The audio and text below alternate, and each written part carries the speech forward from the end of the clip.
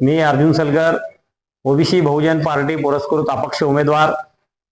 मी धाराशिव लोकसभेमध्ये धाराशिव जिल्ह्याचा कायमस्वरूपी दुष्काळ निवारण करण्यासाठी, ओबीसीची जातनिहाय जनगणना करण्यासाठी, ओबीसी मधील अतिक्रमण थांबवण्यासाठी, धनगर समाजाच्या एसटीच्या आरक्षणाची अंमलबजावणी करण्यासाठी, धाराशिव जिल्ह्यामध्ये अद्ययावत आरोग्य सेवा उपलब्ध करण्यासाठी, दर्जेदार शिक्षण संस्था निर्माण करण्यासाठी, धाराशिव जिल्ह्याचा सर्वांगीण विकास करण्यासाठी मी लोकसभेला उभा आहे।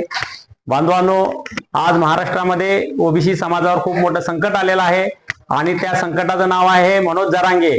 आणि मनोज जरांगेचे समर्थक हे ओमराजे निंबाळकर आणि अर्चना राणा जगजितसिंग पाटील हे दोघेही मनोज जरांगेचे समर्थक आहेत।